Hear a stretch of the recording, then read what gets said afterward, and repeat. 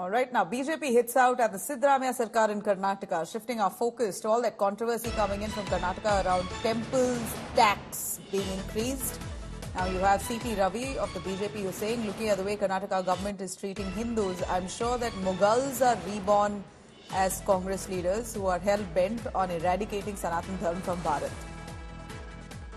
Just like the tyrant Aurangzeb, who imposed jizya tax on Hindus, Tipu Sultan worshipper, Chief Minister Siddaramaiah and his government is imposing tax on Hindu temples. Says C.T. Ravi of the BJP, who is slamming the Siddaramaiah Sarkar for increasing temple tax by 5% on those temples that have an excess of 1 crore in earnings.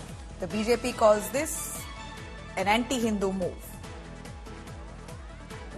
Sagai Raj joining us live for more on that. Sagai, we see the BJP stepping up its attack against the Congress on temple tax. Tell us what the real fact is. From the BJP's regime to the Congress regime, what has changed in this very bill that's existed for quite long? If you notice, initially the BJP has tweeted about this and alleged that the Congress government has amended and brought a new tax bill where they will be imposing taxes on the gross which has been collected in the temples. And subsequently, Congress has given a clarification that there was an existing bill and it was been amended and the slabs has been increased. And what was the slab earlier? The slab earlier was below 10 lakhs, it was 5%, and above 10 lakhs, it was a 10% gross which was being collected in the temples. Now the Congress government have gone ahead and amended where below 1 crore it will be 5% and above 1 crore it will be 10%. Only the slabs have been increased, and the government claims that with the kind of money that they are going to get with the increased slabs, they are going to use for the development of the temples. What kind of the temples? There are 3 grades of temple: grade A, grade B and grade C. Grade C are the temples which they don't get good revenue, and the condition of those temples are quite bad. So they want to use all those temples gross from grade A and grade B and improve those temples, and also increase the life standards of archaks. Archaks are the priests who work in all those temples which are affiliated with the Mujrai department, and also help for the education of the children of those priests, and also give insurance for archaks as well as their family members. So the minister claims that they are utilizing this fund for the Mujrai department as well as the development of the temples and the upliftment of the archaks who are working in the temple. On the other side, the BJP criticized that why they have to collect funds from the temple, why not from the mosque and the churches. But the Congress claimed that it is existing from a long time. When the BJP was in power, it was there and it was not something new. It was only the slabs which has been amended by the Congress. All right. So the same law that's been amended by the Congress to charge a little more on temples that make a little more.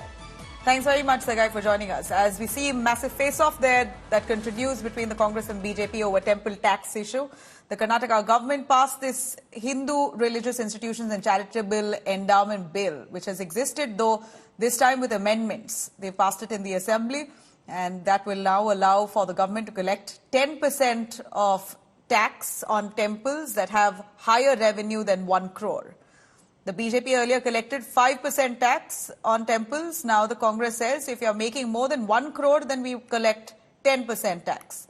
BJP targeting the Congress government, saying that they're indulging in anti-Hindu policies, saying this is the new Muslim League. Congress is the new Muslim League. That's what the BJP has fired at the Congress with. In fact, further allegations that the Congress is trying to fill in its coffers. Many guarantees have been promised by the Congress government.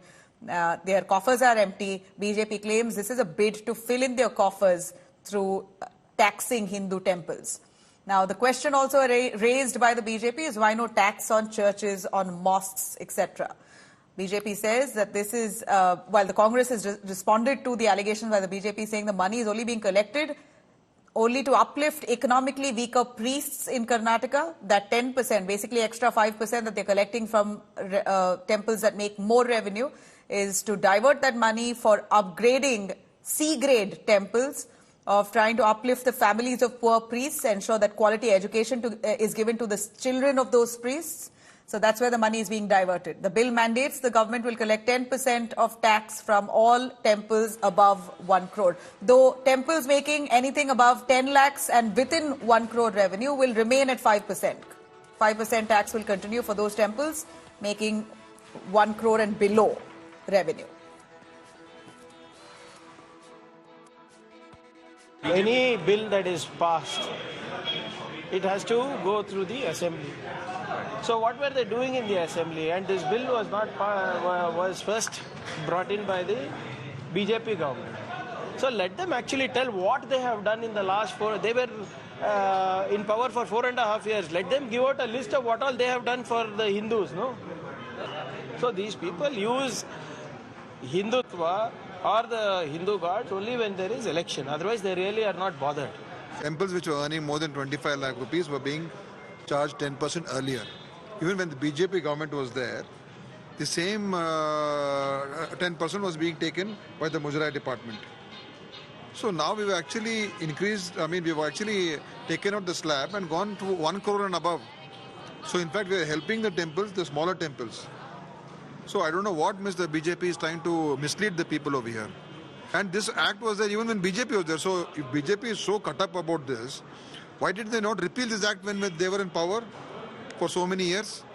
And this kind of similar acts are there across the country in many other states. Have they repealed these acts anywhere else? Actually, anti-Hindu is BJP. In 2011, in their government, they made this amendment between 5 and 10 lakhs, 5%, above 10 lakhs, 10%, between 5 and 10, 5%, above 10 lakhs, 10%. In their government, they amended, not us. Okay. Why they amended? Why they have not? Why they have taken money from these temples to our Dharmika Parishad? Earlier we used to get 8 crores. Now we may get 30 to 35 crores. Around 40 crores we may get. That we will use for C-grade temples and Archek's children's education and Archek's housing scheme and Archek's life insurance. I want to do 5 lakh insurance for those people and other Hindu activities. That's all. ಹೇಳ್ತೇನೆ ಮಾನ್ಯ ಮುಖ್ಯಮಂತ್ರಿಗಳಿಗೆ ಒಂದು ಸಲಹೆನ ಕೊಡ್ತೇನೆ. ದೇವಸ್ಥಾನದ ಹಣಕ್ಕೆ ಕನ್ನ ಹಾಕೋದ್ರ ಬದಲು ವಿಧಾನಸೌಧ ಮುಂದೆನೆ ಒಂದು ಹುಂಡಿ ಇಟ್ಬಿಟ್ರೆ, ಇಲ್ಲಪ್ಪ ನಮ್ಮ ಕೈಯಲ್ಲಿ ಆಗ್ತಾ ಇಲ್ಲ, ಸರ್ಕಾರ ನಡೆಸಕ್ ಸಾಧ್ಯ ಆಗ್ತಾ ಇಲ್ಲ, ಹಣಕಾಸಿನ ತೊಂದರೆ ಆಗ್ತಾ ಇದೆ ಅಂತೇಳಿ ವಿಧಾನಸೌಧದ ಮುಂದೆನೆ ಒಂದು ಹುಂಡಿಯನ್ನ ಇಟ್ರೆ ಬಹುಶಃ ಬಂದಂತ ದಾನಿಗಳು ಅಲ್ಲೇ ದಾನ ಮಾಡಿ ಹೋಗ್ತಾರೆ. ನಿಜವಾಗ್ಲೂ ಕೂಡ ನಮ್ಮ ರಾಜ್ಯಕ್ಕೆ ಅತ್ಯಂತ ಶ್ರೀಮಂತ ರಾಜ್ಯಗಳೇ ನಮ್ಮ ರಾಜ್ಯನೂ ಕೂಡ ಒಂದು. ಅತಿ ಹೆಚ್ಚು ಟ್ಯಾಕ್ಸ್ ಕೊಡ್ತಕ್ಕಂಥ ರಾಜ್ಯ ಕರ್ನಾಟಕ ಕೂಡ ಹೌದು. ಇಂಥ ನಮ್ಮ ಕರ್ನಾಟಕ ರಾಜ್ಯದ ಪರಿಸ್ಥಿತಿ ಈಗ ಆಗಿದೆಯಲ್ಲ ಅಂತೇಳಿ ನಿಜವಾಗ್ಲೂ ಕೂಡ ಇದೊಂದು ದುರಾದೃಷ್ಟ. ಈ ಒಂದು ಸರ್ಕಾರ ಈ ಮಟ್ಟಕ್ಕೆ ಇಳಿದಿರ್ತಕ್ಕಂಥದ್ದು ನಿಜವಾಗ್ಲೂ ಕೂಡ ಇದು. Today, Kannada government is trying to fool all the Hindus of the Karnatakas because once the amount goes to the treasury, you won't get any details about that. Because at the beginning only, they have diverted the funds of SC/STs and other departments. In our coastal, all the temples are very well developed. All the priests are given all the good salaries, good income they have. But in Muslims, mosque and church, also they should implement same rules. If they implement same rules, then it is okay. For Hindus, one rules, and for other Alpasankyatas, minority, one rule means simply fooling our Hindus.